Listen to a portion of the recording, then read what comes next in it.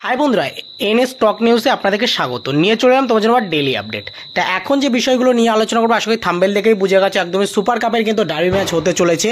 তা সেই ডার্বি ম্যাচের সম্ভব তারিখ কবে সেটাও তোমাদেরকে যেমন জানাবো, সেরকমভাবে কিন্তু তোমাদেরকে এটাও জানাবো যে এই হিরোসি তিনি কবে আসছেন এবং ইস্টবেঙ্গল কিন্তু আরও একটি প্লেয়ারকে টার্গেট করেছে, সেটাও কিন্তু তোমাদেরকে জানাবো। তা শুরু করার আগে প্রথমত একটা কথা বলবো, যারা আমার চ্যানেলে প্রথমবার এসছো অবশ্যই কিন্তু চ্যানেলটা সাবস্ক্রাইব করে নিও, আর লাইক কমেন্ট শেয়ার করতে একদমই বলো না, কারণ আপনার একটা লাইক একটা একটা শেয়ার পরবর্তী ভিডিও করতে আগ্রহী করে তুলবে।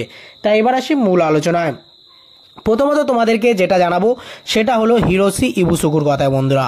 এই হিরোসি ইবুসুকু 34 বছর বয়সী সেন্টার ফরওয়ার্ডের প্লেয়ার। এই সেন্টার ফরওয়ার্ডের প্লেয়ার তিনি কিন্তু কলকাতা আসার জন্য তার ভিসা নিয়ে একটা প্রবলেম চলছে, সেই ভিসা প্রবলেম মেবি মিটে গেছে এবং তিনি কিন্তু কলকাতায় আসছে। তোমাদেরকে আগে যেমনটা জানিয়েছি এই সপ্তাহের মধ্যে কিন্তু তিনি কলকাতায় আসছেন, তেমনটাই কিন্তু জানা যাচ্ছে যে এই সপ্তাহের মধ্যে কিন্তু তিনি কলকাতায় আসতে চলেছেন।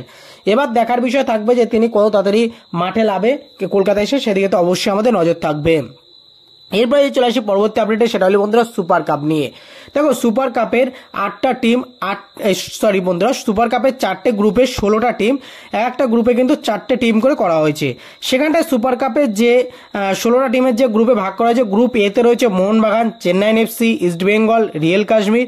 গ্রুপ বিতে রয়েছে FC Goa, Jamshedpur, north east United FC এবং ইন্টারকাশি। গ্রুপ সিতে রয়েছে বেঙ্গালুরু, মোহামেডান, পাঞ্জাব, গোকুলাম কেরালা। গ্রুপ ডিতে রয়েছে মুম্বাই সিটি, কেরালা ব্লাস্টার, হায়দ্রাবাদ, রাজস্থান। তাহলে এই হলো কিন্তু গ্রুপ বিন্যাস।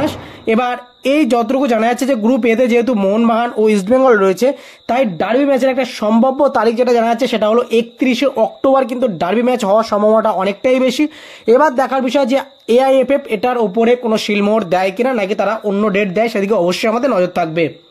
আর আশা করছি খুব তাড়াতাড়ি কিন্তু এই ডার্বির শিডিউলটাও খুব তাড়াতাড়ি কিন্তু বেরিয়ে আসবে।